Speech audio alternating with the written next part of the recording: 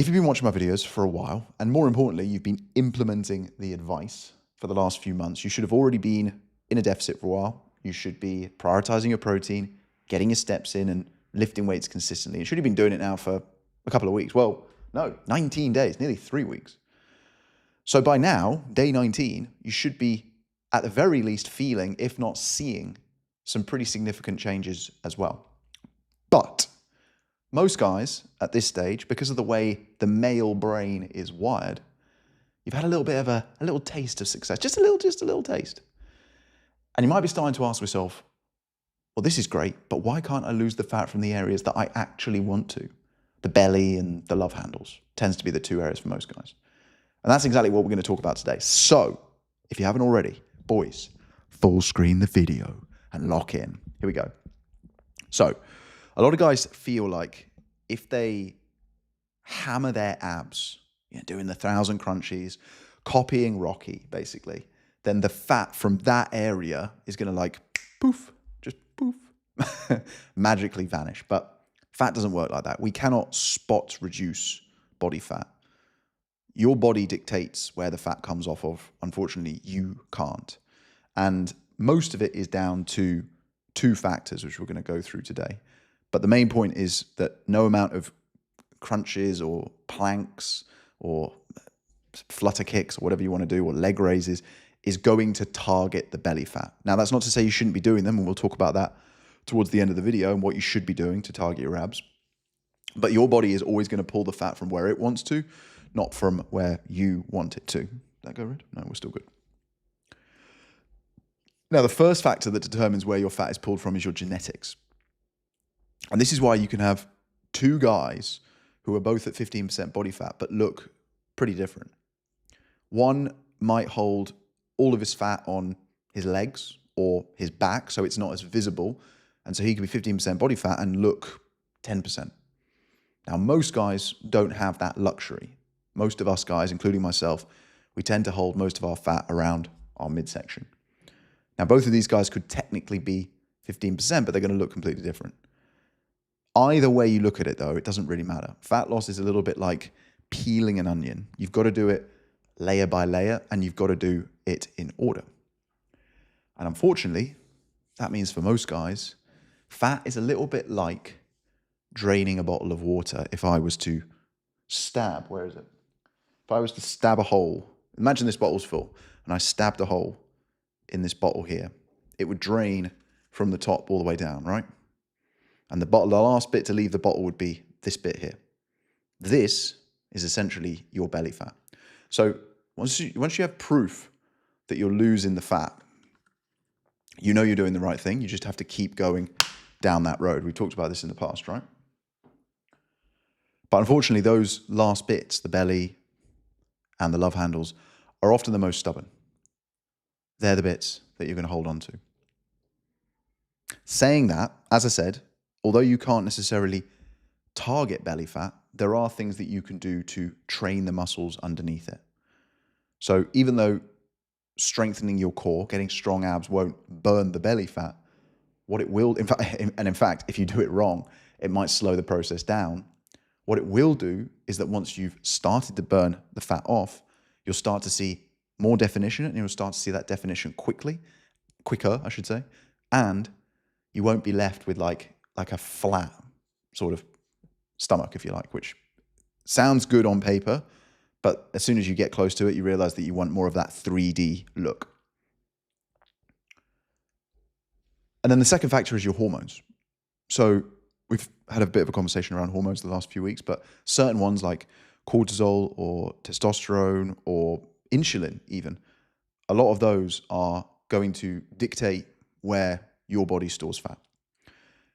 The more stressed out you are, the more cortisol you hold on to, and the higher your cortisol, the higher the chances are that you're going to hold on to more fat. Similarly, how you hold on to more water.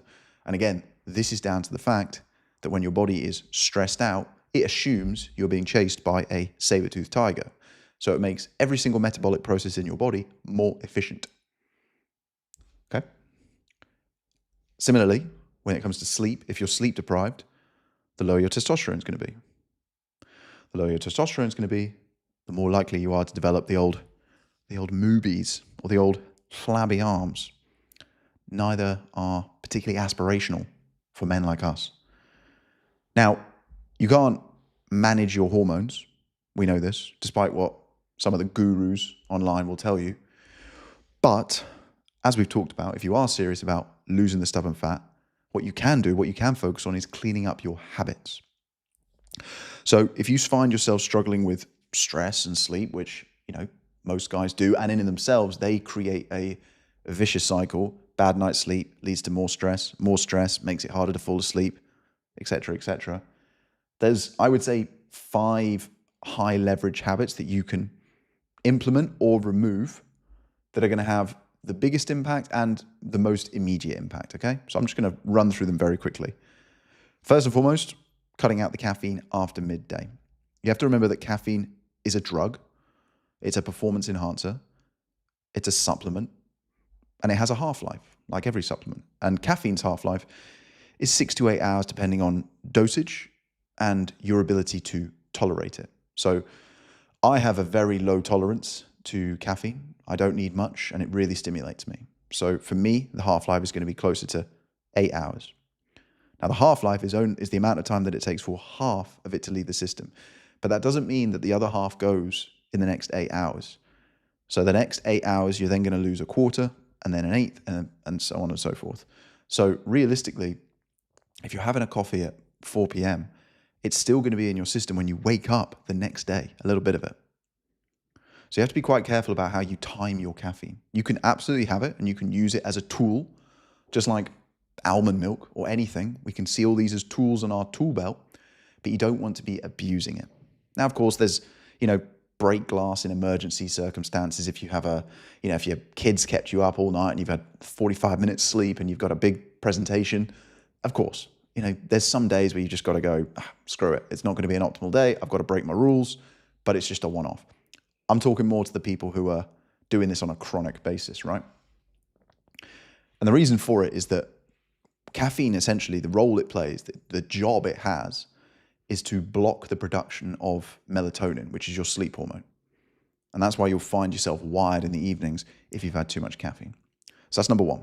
Number 2 is spending more time outside walking. So not inside, not on a treadmill in the gym. Now, I appreciate this is a little bit more difficult in the winter, which for the majority of you guys, except if you're in South Africa or Australia or Mexico.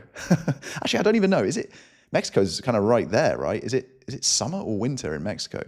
I don't know. Do you guys have summer or winter? Or is it just like amazing all year round? I don't know. Let me know. But yeah, I appreciate this is harder, obviously, to do in the winter. But as we've talked about before, if you guys have watched these lives, walking outside activates your parasympathetic nervous system. So this is the part of your nervous system which is linked to rest and digestion. And this is really important. And the reason you have to do it outside is because the way walking works is you don't realize it, but you're doing lateral movement with your eyes. And that's what's activating the parasympathetic nervous system. When you're on a treadmill, when you're in a small room, you're not doing that. You're not looking side to side. You don't even realize this is subconscious, by the way. But you do it when you're outside. And that's the difference. The other big difference about being outside and walking, which helps to activate the parasympathetic nervous system, is looking into the distance. So again, if you're walking on a treadmill, you're either looking at the screen, which is, like me looking at this camera, or you're looking at a wall, right, which is maybe a couple of foot in front of you. When you're outside, you're looking 100, 1,000 feet away, depending on where you are, what you're doing, right? So this is another reason that when you do go out walking, you don't want to be there like on your phone like this. You don't want to be doing that because that kind of defeats the purpose. We're trying to get away from the fight or flight nervous system, that part of the autonomic nervous system. We're trying to activate the parasympathetic nervous system. So we've got to be a little bit careful with that. Number 3, similar to this bad boy, is putting your phone down at night, guys. Again, we've talked about this one, but it's super important, and it's just like caffeine, right? The blue light that these bad boys emit is stopping the production and the release of melatonin. So it's stopping you from being able to fall asleep easily. And we want sleep to come seamlessly to you. Number 4 is to stop eating 3 hours before bed, which we've talked about multiple times. You have to remember, eating is a metabolic process. Any metabolic process in your body, whether it is running or whether it is talking like this or whether it is eating will raise your heart rate. Whilst I am sitting here doing this live with you guys right now, let's have a look. Why is my watch locked? My heart rate is going to be, I reckon, about 90 beats per minute. Because even though I am sitting still, not doing much, I am actively having 81 beats per minute. I'm actively having a conversation with you. So that is essentially about 30% higher than my resting heart rate level. Now, eating is going to put that up to 90, maybe even 100, depending on what I eat. Okay? Digestion is a slow process that takes time and it takes energy. It takes calories. When you're burning calories, your heart rate goes up. So we want to get that process out of the way so that we have time to bring our heart rate back down to a resting level so that it's easier for your body and your brain to fall into a deep and restful sleep. And then number 5, the most obvious but probably the most impactful one of them all, is to cut out the booze for a few weeks. I don't think I need to say much about that one. You guys know it's all about sleep quality. That's going to wreck that. It's going to jack up your cravings, increase the inflammation in your body, which we obviously spoke about a lot yesterday.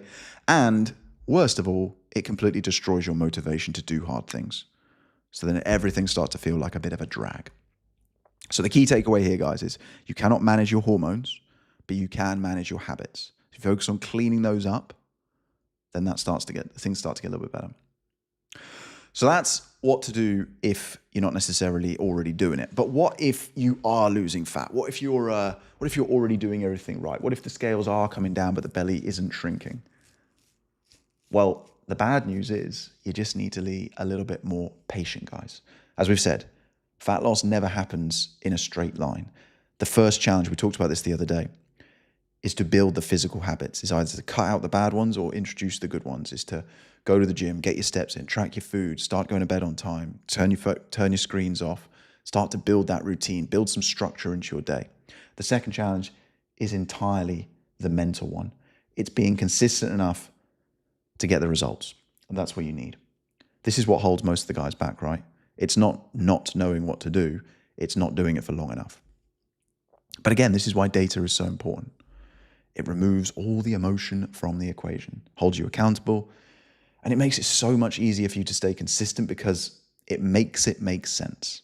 And that is so, so powerful. So track as many of the metrics as you can, whether it's your food or your steps or your workouts or your sleep or your hydration or your screen time or your weight. You don't want to be, weighing yourself every other Sunday. You don't want to be weighing yourself on different surfaces. This is a topic I have to cover quite a lot with some of my newer clients. Again, what you don't know, you don't know. It's nothing against them. It's just they'll weigh themselves once a week and they'll typically do it on a Sunday or a Monday. You don't want to be doing that. You want to be weighing yourself as many mornings as you can, first thing, after you've been to the toilet in an ideal world, but it doesn't really matter. And you want to be doing it in the same spot, on the same surface. Don't weigh yourself on wood floor one day, carpet the next, and a tiled bathroom the day after. Don't weigh yourself in the evenings, and don't just weigh yourself one day. Because if you do that, random weigh-ins are going to get you random readings, guys. And that's not what we want. But you also have to remember that even though the fat might be coming off, you might not be seeing it on the scales. So we want to be looking for the subjective bits of data as well, whether it's how your clothes are fitting, your energy, your mood, your sleep, compliments people are giving you, PRs you're getting in the gym, progress pictures, any of those. And if you don't have data, subjective or objective, to back it up, then the problem is pretty straightforward. You are just dodging the work, guys. Because what you're doing, really, is making subjective statements based on emotion. That's what it is. And as we know, we cannot trust our feelings. We just can't. Particularly when we're trying to change. Because, let's be honest, change is hard. It's not easy. I get so many people who will comment on my videos and they'll be like, yeah, but I'm eating healthy. Yeah, but I've cut out sugar. Yeah, but I'm going to the gym regularly. What do any of those statements mean? What does regularly mean? What does eating healthy mean? 10 different people have 10 different ideas. You know, we need to be looking at objective data. And if, as I say to my clients all the time, if they come to me with a problem, the first thing I say is, show me your data. Let's figure this out. We will be able to figure out the problem, and we'll use the data to find the solution. We'll reverse engineer it. But if you come into me with, it's just not working. Okay. Well, what evidence have you got to support that narrative other than how you feel? Because again, remember, your brain wants to stay the same. It's called homeostasis. Even if you are super unhealthy, as long as you're alive, your brain will fight you every step of the way. This is commonly misrepresented as a set point theory. This idea that everyone has a set point of weight. My set point is 85 kg. My set point is 100 kg. What a load of bollocks. If I was to put you in a work camp and give you one meal a day and make you cut stone for 12 hours a day or go down the coal mine, do you think your set point would be the same? No. You would lose weight pretty fast. So again, we just want to be relying on data. You might be eating healthy 5 days a week and then having a 5,000 calorie binge on a Saturday. And you might not even realize you're doing it. That's the crazy part. Once you've started tracking your calories, the next step is to make sure you're tracking them accurately. This is a game, right? There's levels to the game, and you don't need to beat yourself up if you're at level 1. You just have to accept that you're a beginner and it's going to take time to go through the levels. Me doing this setup, I was getting super frustrated the other week. I can't get it to work. But step by step, I was like, okay, cool. Let's just focus on one thing. Let's get this screen working. Let's get this screen working. Let's get this mic working. Let's get the phone connected to this. Okay, now we got the camera now. Let's get the camera connected. Oh, we got the wrong lens. Shit, okay, back to the phone. Okay, let's get a new lens. We got the new lens. Now we got the camera. And now today we got it all sorted. I've gone through the levels. And it's the same with absolutely anything. You cannot skip stages. It takes time. You have to start at level 1 and you have to go through the levels in a sequential order. So you start tracking your calories, then you make sure it's accurate, then you add in your steps, your workouts, then you look at your sleep. Oh shit! And then then you might get ill. Then you take 3 steps back, then you take 4 steps forward. It's not linear. It's not even fun. But as long as you keep that mission, that goal in mind, you will get there in the end. The guys who, stagnate on my program or any program for that matter, the first thing I say to them is, if their data is, there, or they're, struggling for motivation, I say is, just remember the goal. Remember why you started this in the first place, And as long as you're aligned with that goal, it kind of makes motivation, willpower, discipline, all these buzzwords that we like to use, kind of irrelevant, because it's just who you are. This is why I said to you on day 1, we want to set like identity-based goals. I want you to think about who you want to become, not how much weight you want to lose, who you want to become. I got a good reminder of this today, actually. I was listening to a podcast and this guy was saying that whenever he's faced with a tough decision, he models it on a guy he admires and he thinks, what would this guy do? And that's a great frame. If you've got someone who you look up to, a hero of yours or whoever it might be, when you're in a tough spot, when you're not motivated, just think, what would that person do? What would they do in this situation? I like to run my clients through a task called the superhero mindset. So I say to them, okay, who was your superhero? Who was your hero when you were growing up? And it could be a sports figure, a movie star, it could be James Bond, it could be anyone. It doesn't matter. It could be a fictional character, it could be a real person, it could be their dad, it could be anyone. And I say that to them because it makes it very real, because you start to think, okay, how was that person living? What decisions were they making? What was their mindset? What was their attitude like? What was their self-talk like? Did they speak highly of other people? And then you start to act like that other person. In other words, you start to act like the person that you want to become. And when you do that, that's when you truly transcend. That's when you actually start to transform. Not when you start a new program, not when you get your protein up by 10 grams. These are all nice little small wins and they count. But the real change happens when you make a decision that you want to become a new person, when you decide that you are sick of the person who you are right now. And I see this moment, I've seen it in myself and I've seen it in so many other guys. When that light bulb click moment happens, I can sit back because I know at that point they've made a decision in their head. They ain't going backwards. It still won't be a straight line for them, but they ain't going backwards. So that's pretty much what I had for you guys tonight. Let me just check I've not missed any of my notes. Yeah, it's a slow process, guys. And worth noting, the leaner you get, the harder your body is going to fight back. But if you're seeing the scales drop, if you're seeing progress in your photos, I promise you just have to keep on going. That really is it. Stick to the basics, track your data, stay consistent, and be patient. And it will come. It will come for you guys. I promise. Okay, where are we up to?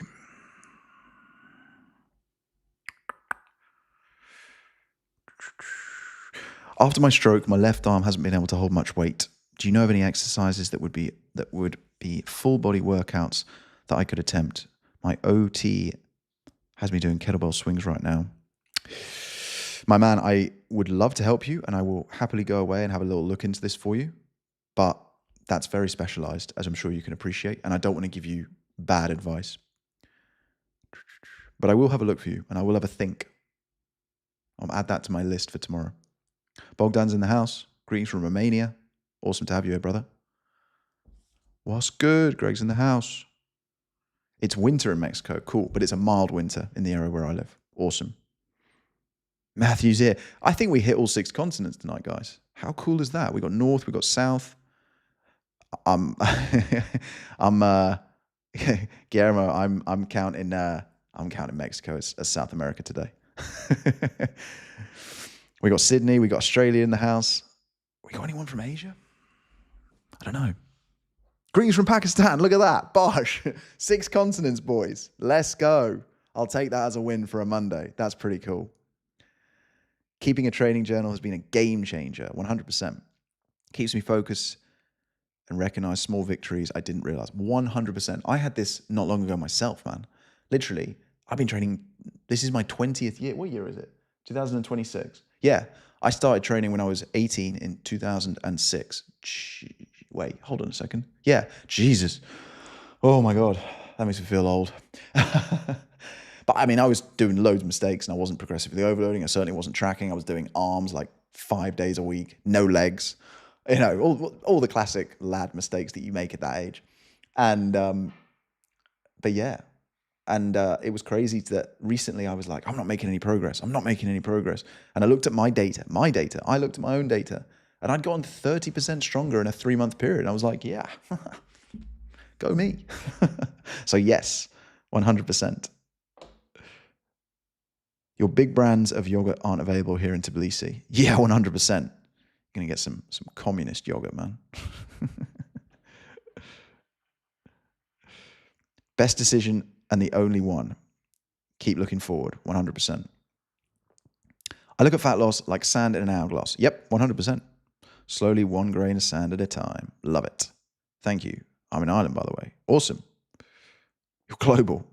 Mr. Worldwide. I'm Pitbull 2.0. I love it. It took a long time to get in bad shape. It won't take that time to get in good shape, but it will take time and effort. 100%, brother. Scott, that's very well said. Yeah. Most guys have, abused their body for 10, 20 years. Me, realistically, from 16 to 30, yeah, I was, going to the gym, but I wasn't trying. It was inconsistent. I wasn't tracking. So I was unhealthy, abusing my body for 14 years until I was 30. It took me to have a full mental breakdown. I was 102 kg. Now I'm lucky. I'm tall, so I hide my fat quite well. But my visceral fat was, and this is where I first learned about visceral fat, it's probably how a lot of you guys found my channel, was like 12 or 13, like in the danger zones. And you don't realize, like, again, go back and watch that video because it's pretty detailed. You don't realize the damage the visceral fat is doing. It literally, for lack of a scientific deep dive, it literally converts testosterone into estrogen. It is literally turning you into a woman. It's not good. Amongst other things, you know, it releases horrible cytokines, chemicals into your bloodstream. Not good. So I didn't realize any of this. That was 14 years of abusing my body. And now I'm 9 years. This is my 9th year of being actually healthy. And every day is a school day for me. Every day I learn something new. Every day I get, closer and closer to my goals, and I get closer and closer to thinking I've figured it all out. And then I realize I haven't. So you're always a student in this game. No one ever completes this. So you just got to stay in the bloody game, my man. Welf's in the house. Oh yeah, Welf's in Saudi. So we got them all. I love it, guys. I think this is the first stream we hit all 6 continents. Let's go. Fucking buzzing. Right, 32 minutes. I'm going to wrap it up, guys. Hopefully that was useful for you. Tomorrow, what are we talking about tomorrow? I haven't actually been able to plan. Mondays are a crazy busy day for me. Haven't been able to plan yet, but I will tell you what we are talking about. Tomorrow we are doing nutrition myths. So I alluded to this yesterday. So that'll be a good one. Make sure you tune in tomorrow. We're going to bust some myths. We're going to go through a few things and we're going to smash it. Last comment here from Dustin. I'm 100 kg at 176. I've lost 20 kg since the 24th of September. High protein, low carbs, and movement. Have to keep moving. Work in progress. Love it, my man. Well done. Don't be afraid of carbs, though. They are not the enemy. All right, guys. Love it. Thanks for tuning in. Hope you have a great Monday wherever you are. And I will see you tomorrow.